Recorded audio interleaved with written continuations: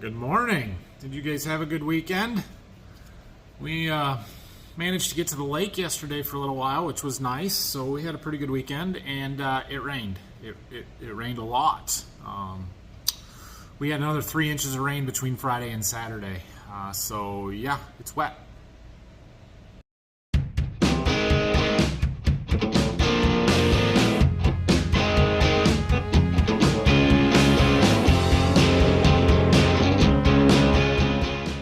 So I'm sitting here looking at our weather charts for our weather station, and this is a graph. The red line is high temperature, daily high temperature, and the blue line is, or the blue bars are rainfall. This starts on April 26th, basically when we started planting, runs through today. Look at this nice dry stretch we had here, where we were able to get our side dressing done, finish planting, all of that good stuff. And then from the 26th of May, when we were just starting to get a little dry, rain, a little bit of rain, rain, holy cow, rain. It's wet, yeah. So in the last 2 weeks, I added it up, we've had just over 6 inches of rain in the last 2 weeks.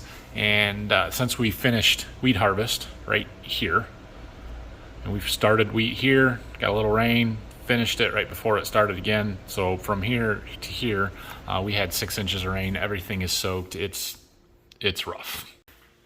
Now, fortunately, these rains have come late enough that our corn is well established, our beans are established, and we're not getting the erosion and flooding that we had last year when we got our big rains. So our corn, because it's bigger when we've gotten all this rain, is actually not hurting too bad. In fact, it's really thriving.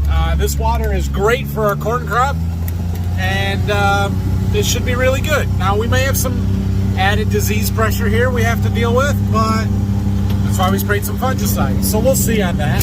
The beans, where the water is not ponded, are also thriving and doing just fine, but where the water is ponded, those beans are suffering, and we have some beans that are actually underwater completely. So we're going to take a little time this morning. We're going to go spray some weeds with our gator sprayer here. We're going to survey some water, double crops underwater, and just take a look at some things. We've got a few different things going on today, but a lot of little odds and ends jobs, and cleaning up for the field day that I'm going to have here towards the end of the week, or the agronomy tour, I guess, whatever you want to call it. The plumbers should be here to work on my house, so that's kind of exciting to get something a little different going on here other than the framing. But yeah, it's wet. It's very wet.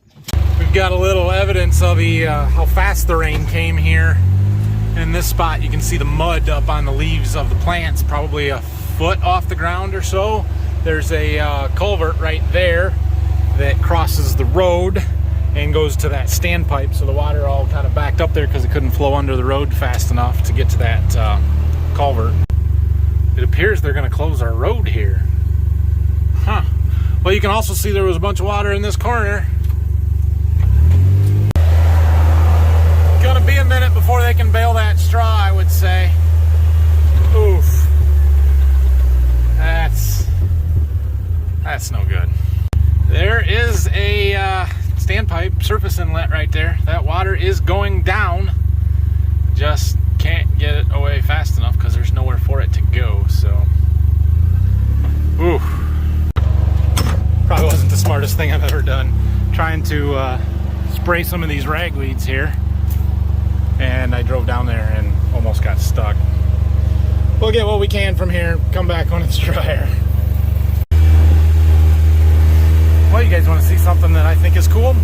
Kind of cool, kind of not cool. This is the field we had to get with the drone spray. What, a week and a half, 2 weeks ago now? Check this out. Out there's some volunteer corn. Yes, oh, I don't want to walk out there. But he didn't spray between the poles and the road. Look at what it would look like if he didn't.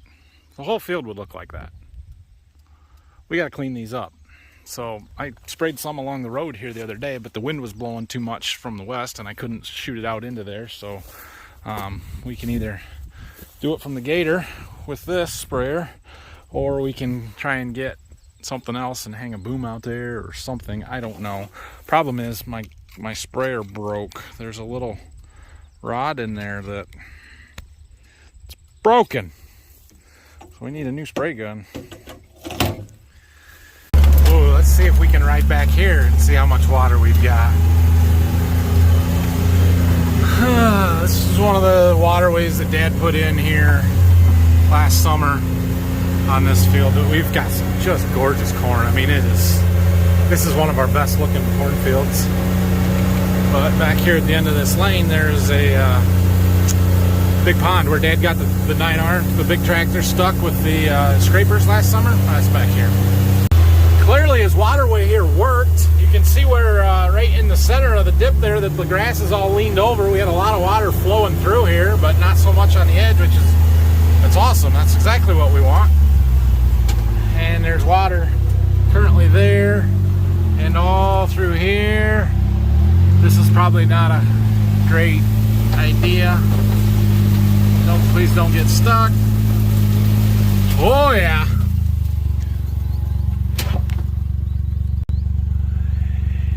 Yep, she's a lake. Whew.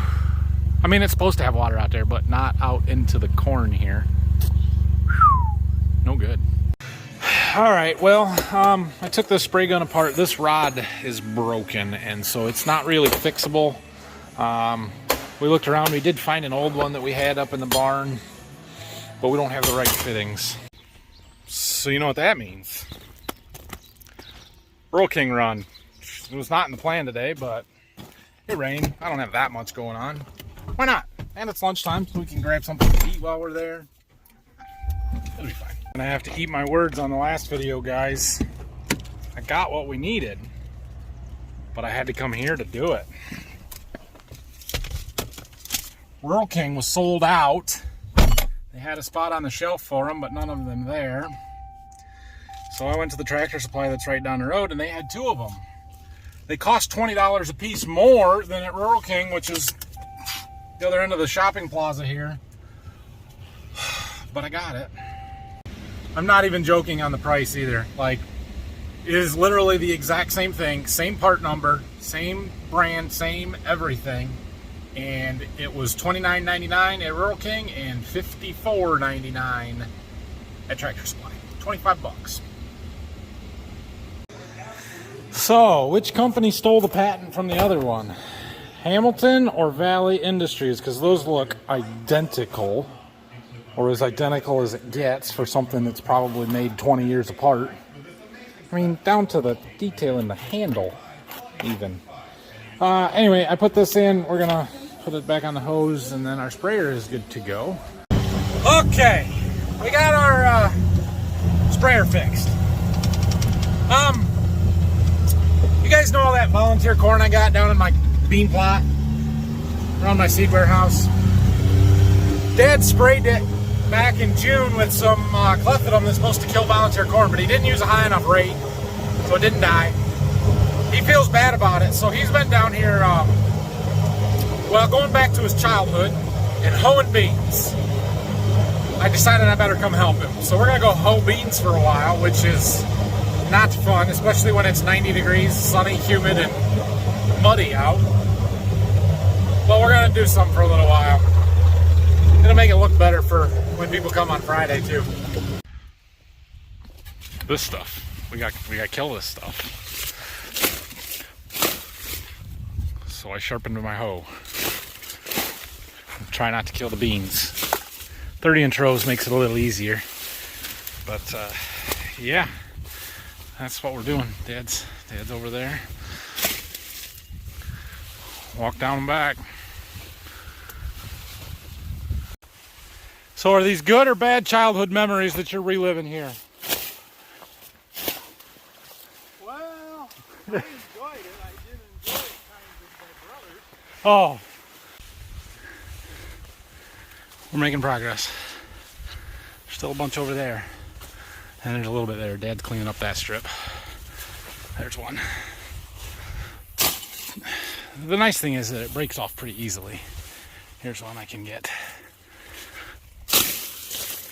All you really have to do is hit it and the stalks break, whether that's because it's corn or because it's volunteer corn and the stalks are a little brittle. I don't know. So volunteer corn is bad for a number of reasons. Things like competition to the beans, which obviously these corn plants are stealing sunlight, water, nutrients from our soybeans. The water, probably not a big deal this year because we've got plenty of that. The nutrients, well, that could be a big deal. Sunlight, yeah, if it's thick enough, that's a big deal. Ooh, look, a velvet leaf.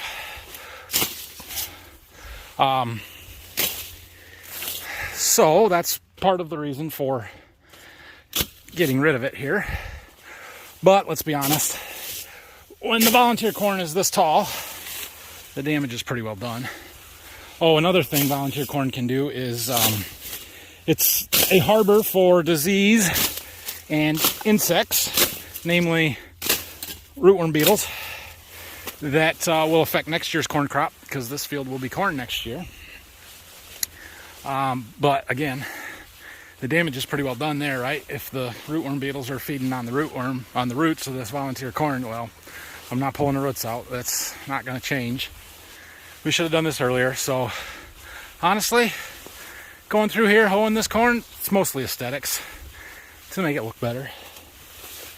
We aren't doing every field. We're doing the one field by the plot where it's highly visible next to, you know, my house where we're building, farm, stuff we drive by every day.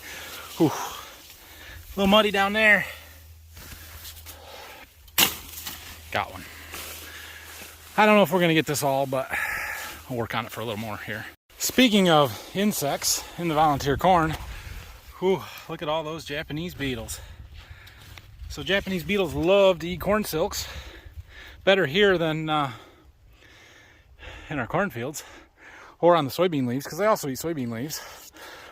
But that's one of the insects. The other one is that I've seen out here. The other one is armyworms, which yeah, when I find a plant, maybe this one here, got a little bit of feeding.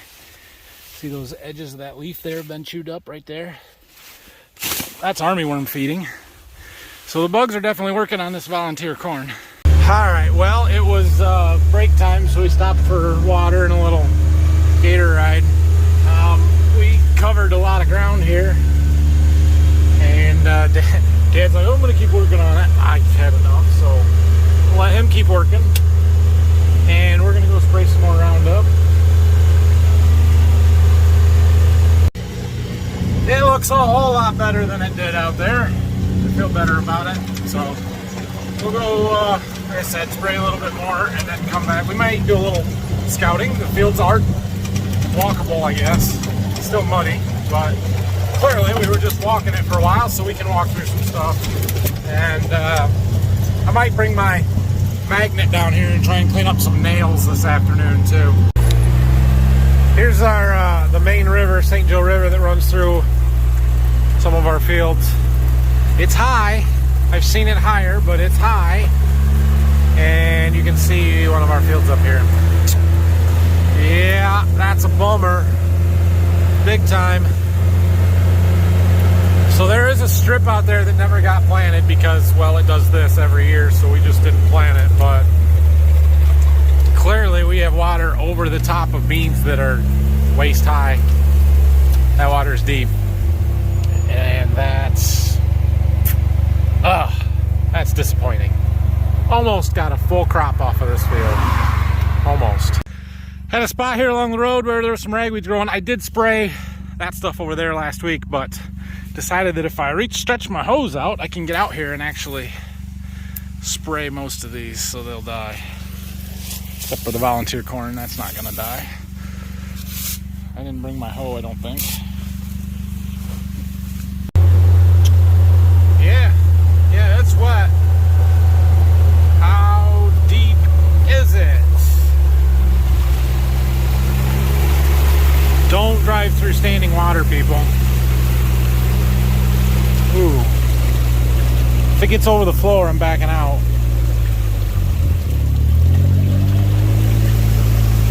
Ooh.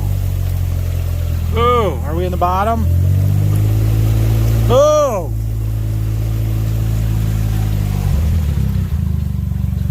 Nope, not doing it. Chickening out.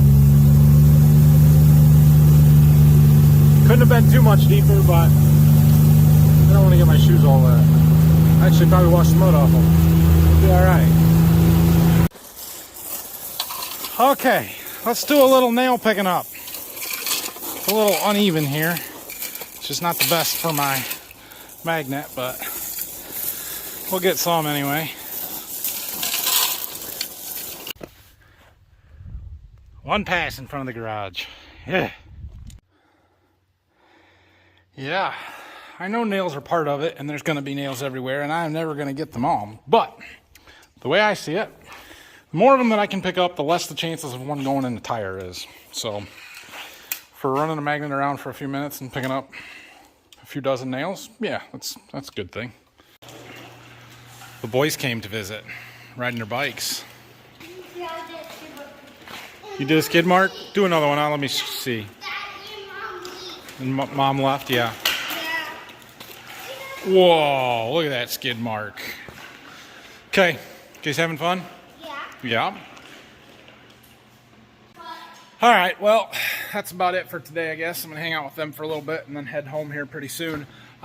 Tomorrow, I've got my sales rep coming to spend the day with me. We're gonna go out seeing seed customers. It's unlikely I'm gonna make a video tomorrow because it's just not good content.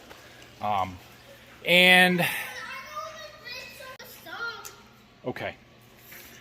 And then on Wednesday, Brock will be here. My plan for Wednesday is to work on this combine a little bit, get it set up for corn and beans.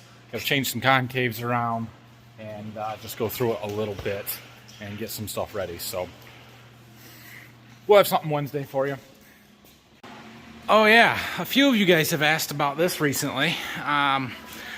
Something I've been thinking about. It is on my mind. In fact, I just pulled this out and said, I need to get that piston out of there. I'm gonna break it, but I'm gonna get it out.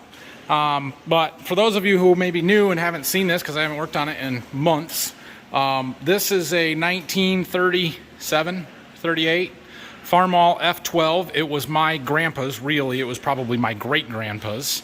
And it sat in the barn for my entire life at my grandparents' house that I could remember in one spot. My mom says she remembers them parking it in that spot roughly in 1980, and it sat in a different barn for another 20 years before that. So it hasn't run in 60 years. But I would really like to get this tractor running. My intent is to restore it. That's our press, Brayson. That's a press. Okay. Brayson, yep, I'm talking. Okay, just a minute. Anyway, so I've been kind of working on a little bit. My Uncle Jack, he's a mechanic. He knows what he's doing, so he's been helping me.